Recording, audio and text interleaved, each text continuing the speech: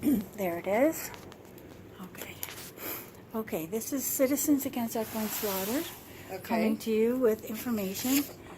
I'm going to go over this with you. I'm in the office of Orrin Hatch, our federal representative. And right now, what was your name again? Heather. Heather. Right now, over at the Marriott, and I'm not blaming the Marriott, they're just a private business, but we're holding a summit, a National Wild Horse and Burro Summit, with the governors there, Representative Bishop's there. I've taken pictures of many of the government vehicles there, from all the way from Burns, Oregon, down to Colorado. We've got Fish and Wildlife there from the state. We've got Department of Natural Resources there. These people are on the government dime, and so there is taxpayer money being spent. Now, many of the media were not allowed in. I was representing Activate Now, as well as Citizens Against Equine Slaughter, and other groups supporting them, like many other groups supporting them. And so here's what I wanted to share with the people there, and that is this is information that I think is important. And I think it would have been important for them to have in that seminar, in that summit. Okay, Heather? All right, mass euthanasia and mass composting will never ever be approved by the American public. Yes, Americans eat cattle, they eat chicken, they eat meat. Over 96% of Americans eat meat. And they're okay with that. But they're not okay with eating horses. That's our culture. And we're entitled to it. We're Americans. They built our country. But why are horses different than deer? Why is it okay to go out and kill a deer and not a horse? Here's why, Heather. Number one, horses are knowable, right? When you see a herd of deer, a herd of bighorn sheep, elk, you name it,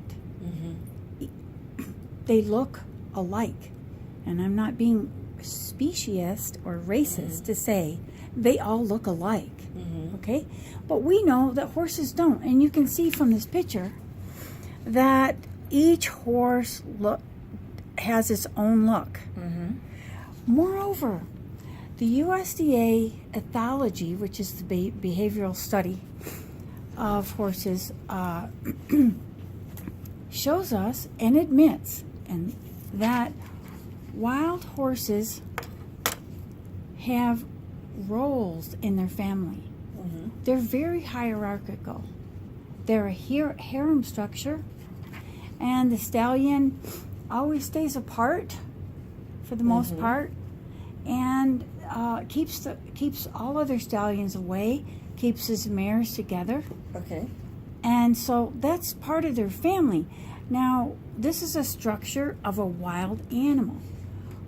As you consider wolves, they have a family structure.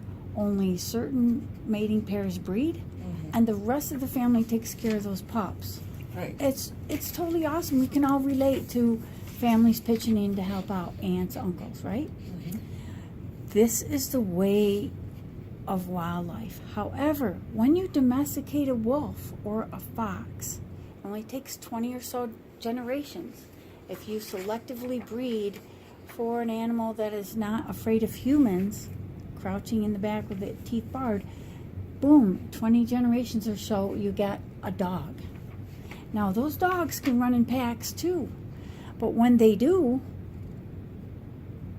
there's no family structure. They all breed. Any female then has pups. She raises them herself, and it's not easy, right? Why? Because that dog underwent a genetic change to become a dog with flopped ears, curly tails, which the wolves and the coyotes don't have. Neither do horses. And that's a hallmark of domestication, is flopped ears, curly tails. Horses have never, ever domesticated. Okay, so what happens is when Americans see a wild horse, they've known a horse.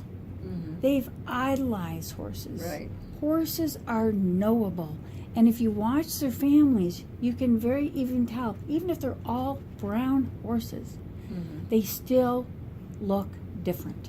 They still have a different role in their family, which you can see. Oh, that is the lead mare. That is lowest on the totem pole. That is a colt that's about to get kicked out because nature says no to inbreeding, if at all possible. So that is why, even though the federal government, under the auspices of the livestock industry, has tried now, this is at least the third time, to mass compost these wild horses, Americans will never let it happen. That's who we are, Heather. Now, and we don't eat our companion animals here. Right. We don't eat dogs, cats, or horses, Right. and we never, ever will. Right. And let's remember, too, that cats and dogs are also knowable and different. Okay? So that's number one. That's the top reason why, no matter how hard they try and make it look like horses are starving, no matter how hard they try and cause a problem and manage in a failing way purposefully against their mandate, they'll never get away with it. Okay? That's the number one reason. Number two, as I said, we are entitled to our American culture. Whether we have lost representation in our government, which we have, as a matter of fact,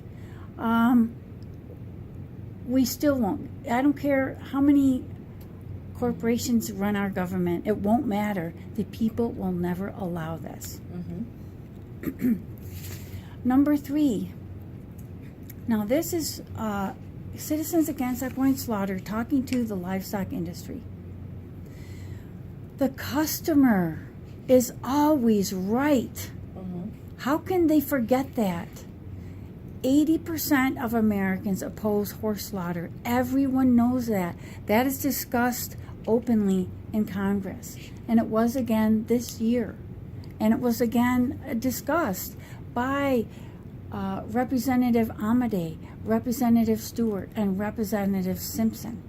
They tell the truth about that. They did not tell the whole truth, however, and we will get to that.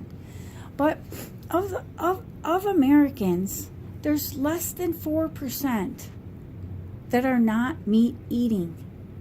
Are they bad? No.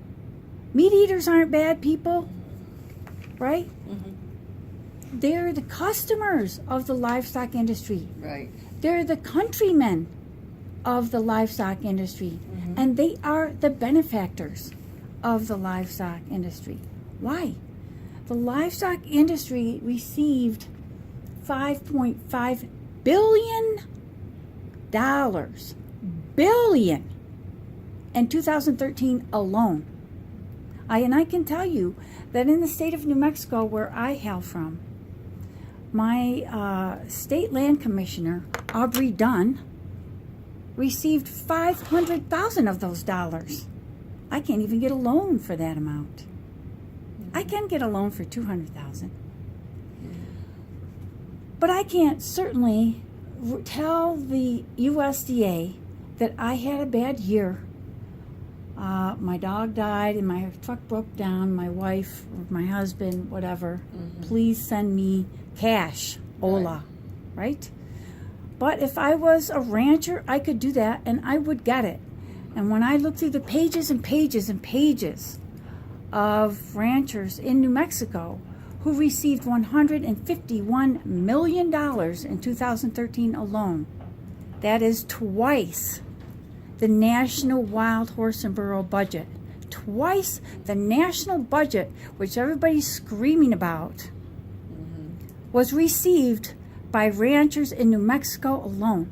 Right. most of it for disaster relief. Are we saying that our ranching industry is a disaster, that ranching in New Mexico is a disaster?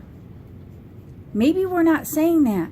Then why are we saying that the National Wild Horse and Burro program is a disaster? I'm saying it's a disaster because we refuse to manage. Instead, we try and get the taxpayers to zero them. And the logo of this summit is a disgrace. They show pictures of a burro and a horse, a majestic horse and a majestic burro that evolved here.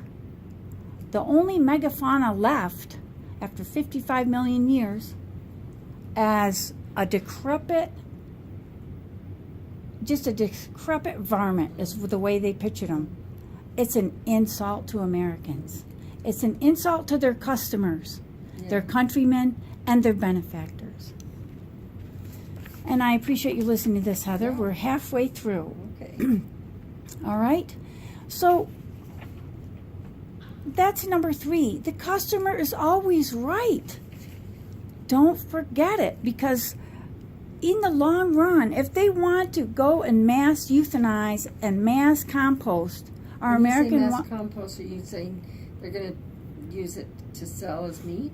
No, they're just going to... They know that... I don't know much about this issue. Okay, here's the deal. It's political suicide. Every politician knows it.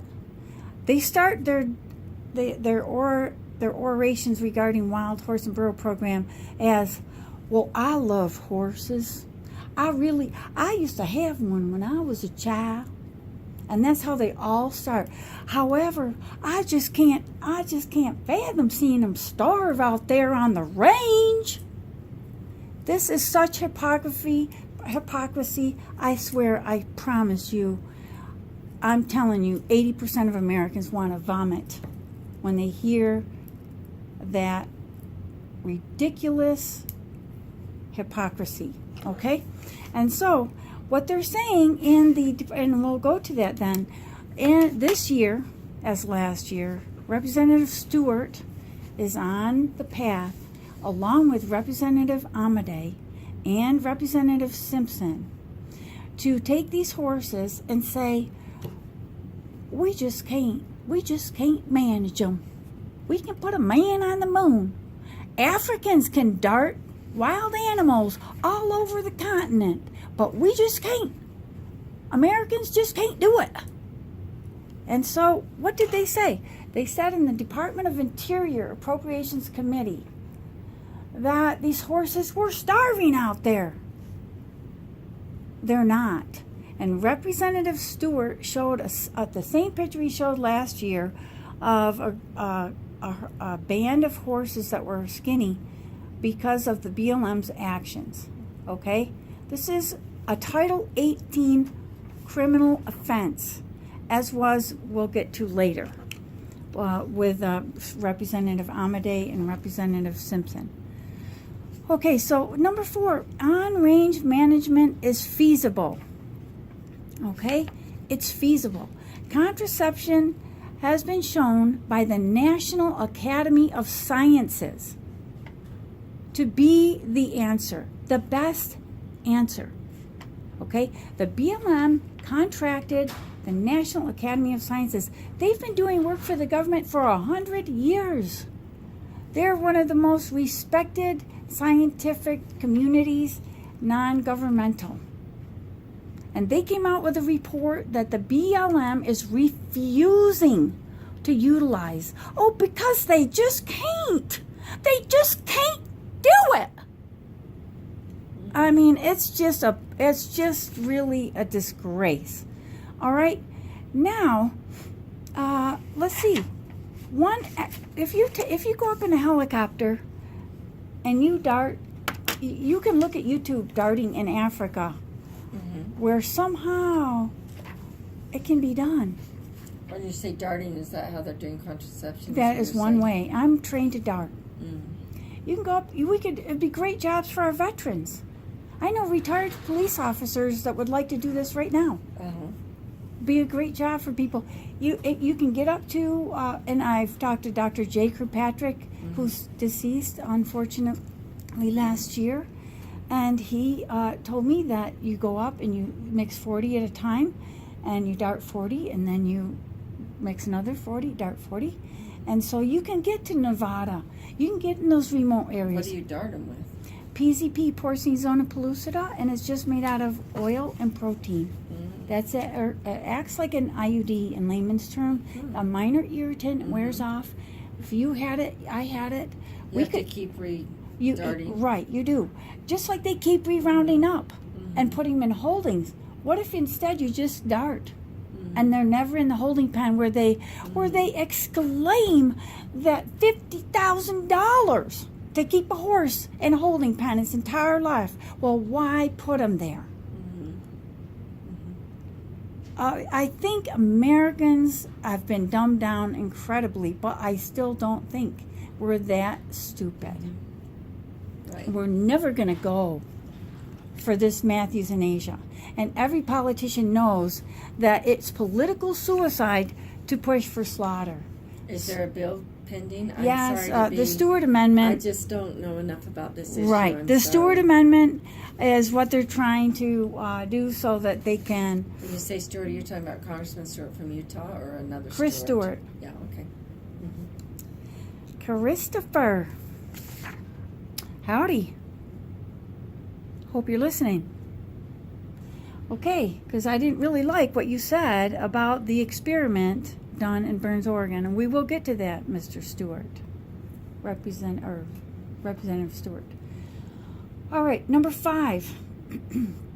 Okay, but number 4, on when you dart a herd of animals from the helicopter, you can dart the herd within minutes.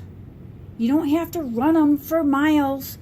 Put all these families together that have fought their entire lives to stay apart, and then get into a holding pen with helicopters. All these other stallions start fighting, break their necks, leave their sick and their young out there on the trail behind. Mares have their babies as they're running. In fact, babies have run their feet off. Oh, that's sad. Thank you. It's horrendous. There's no excuse for it. And let me just state here that wild horses are subject to the animal cruelty laws of their state. They are not livestock who have no protection under the law. So get over it. They were declared wild in 1971, and other horses are also wild in New Mexico. So get over it. We're never going to go for it. And I'm very peaceful. All right, so number 5. This is not a range war. Everybody's hearing on the news there's not an overpopulation. They're just getting greedy over every little blade of grass. We're talking about sage grouse. We're talking about all this range war management stuff. It's got absolutely squat nothing to do with a range war. We've got 100 million cattle in this country, right? It ranges from 90 to 115 million cattle. Where are they hail from? Asia, India. They're not from this continent. They are non-native, period. Yeah, and they're domesticated. What about that? Okay. So we've got 100 million non-native cattle and less than 100,000 native wild horses and burro in the United States. There is no comparison. If I put that on a graph for you, we wouldn't even see the horses. They don't register mathematically next to the cattle, folks, or Heather. They don't. Now, what's the real problem? If it's not a range war, why is the livestock industry constantly using their subsidy monies that we give them through our taxes, we the customer, we the countrymen, eating their hamburgers, enjoying their hamburgers like good customers and good little consumers? What's the deal? Here's the deal.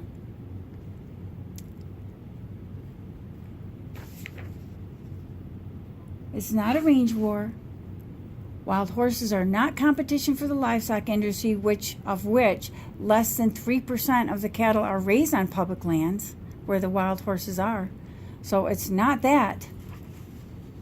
And what's the real competition for the cattle industry? Beef imports, bad trade deals.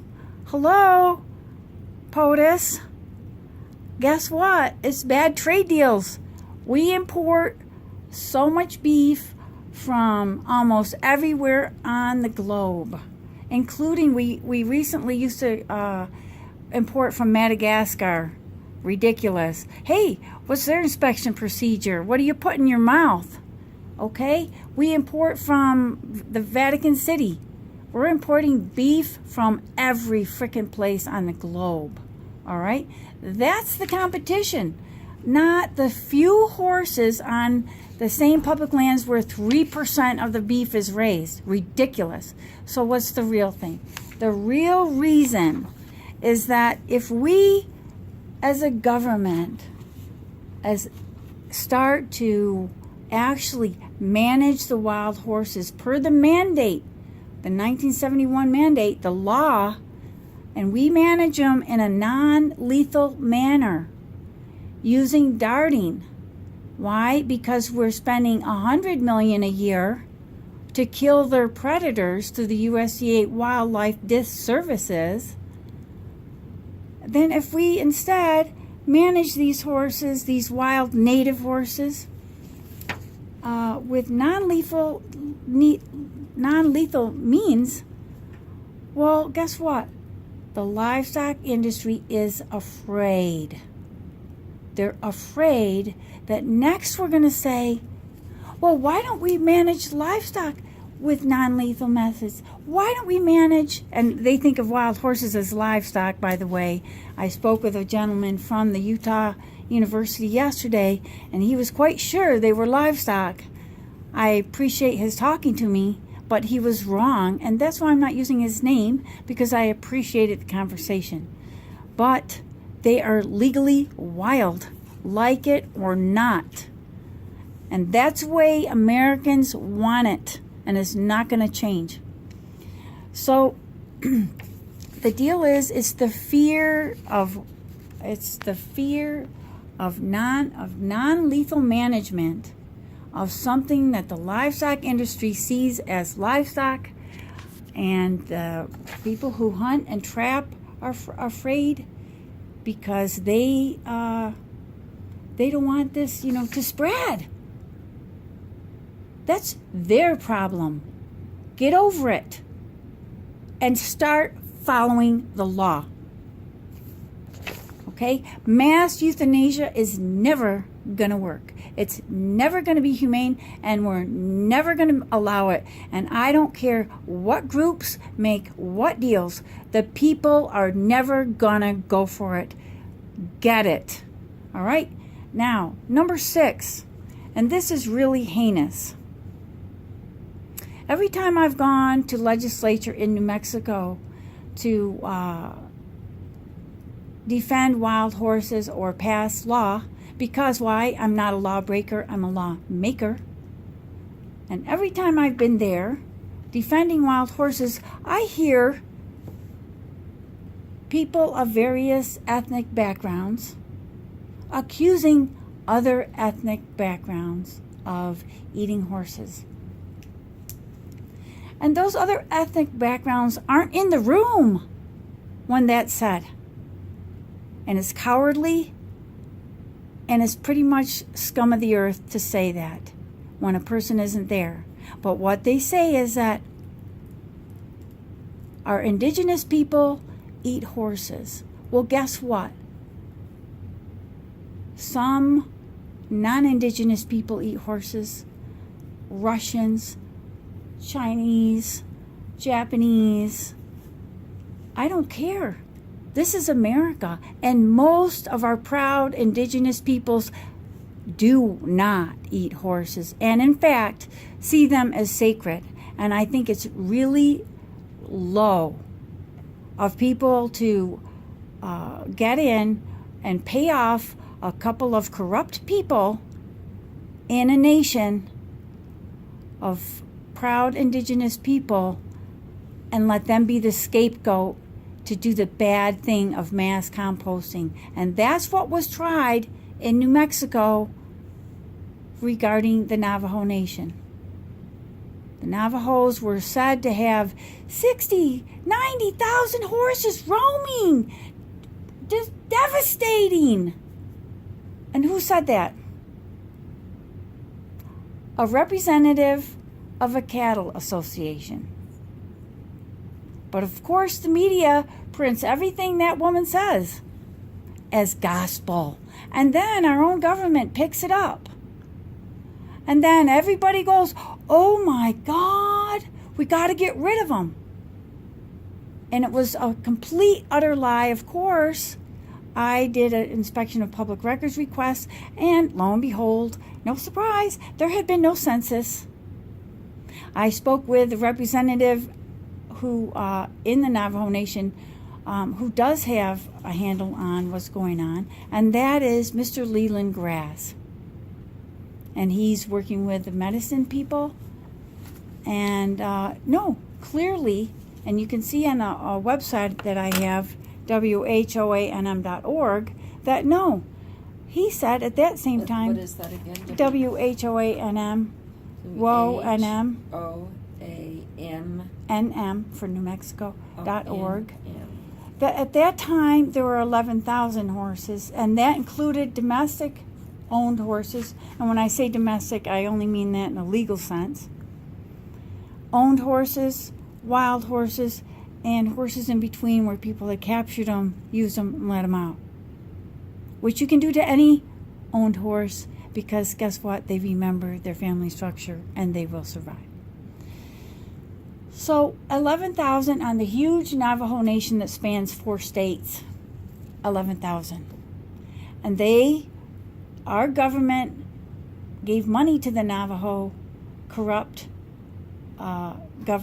president at that time, Mr. Ben Shelley, and they went and terrorized the whole nation because somebody wanted to have a scapegoat for slaughter. I think it's horrendous. Medicine men, all elders, were out in their corrals with their guns to protect their family horses. They went on people's property and took their horses. And the number of horses that I believe they took, because of the Albuquerque Journal's article, implied that it was 4,000. I believe that sounds right because I happen to know how many truckloads were being taken to a certain auction house by a certain kill buyer of both who I know. And I won't mention because I'm polite. Okay, so stop using and scapegoating our proud indigenous peoples. Give us a break here. How low can we go?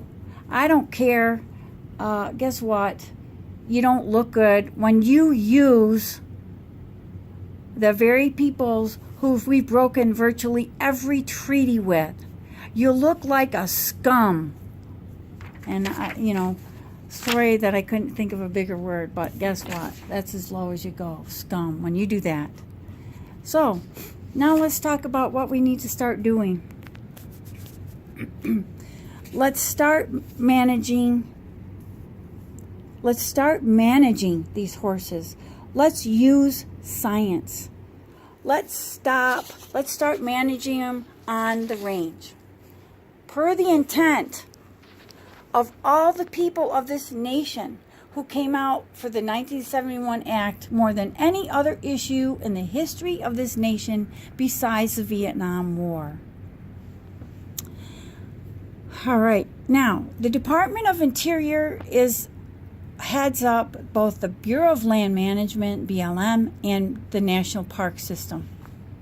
How is it that the BLM under NEPA tiers documents from this environmental assessment over here in Utah to this environmental assessment over here in Oregon or wherever? Tiering, so they don't have to do the same work over again. hey, makes sense. Why can't the Department of Interior tier from the National Park System over to the BLM? Is the BLM not trainable? They couldn't take information from the National Academy of Sciences. They can't take information from Yellowstone Park, from Assateague National Park, from Teddy Roosevelt National Park. You know, these places are making money from tourism. And I can tell you that in New Mexico, we make over $9 billion a year from tourism. 84,000 jobs, our largest private sector employer. What is the livestock bringing in? The livestock industry bring in our desert state, our high desert state? They bring in $2 billion, and that's after they get $151 million for disaster relief. Remind me where Assateague National Park is. It's at Maryland. In Maryland. I couldn't remember. Sure. It's right above Chincoteague. Okay. Half the top, half the island. And it's all remote. And those horses are wild. Only a few of the bands are used to people. Mm-hmm. Okay. So why can't the Department of Interior manage to share the information that their one agency has? Why can't both of those agencies look at the continent of Africa, Mutual of Omaha, Wildlife Kingdom? They've been darting animals from helicopters since I was a babe. And they're still darting them. And that's right on YouTube. They come up, bam. It's like 7 seconds. Give me a break. All right, so that's what we need to start doing. We need to start sharing information, use the science, stop denying the science. It's really not rocket science. I mean, I think that the cavemen were darting. All right, now, stop creating failure. Right now, the BLM says, well, now, I just don't know that contraception's a great idea, and I sure love those horses. I do. But it's just not working. It's just not feasible. Well, yeah, when you only dart 500 out of 50,000 horses, it'd be a miracle if it was going to work. Now, they may be praying to Jesus, but ain't going to help. It's not going to work if you don't use it.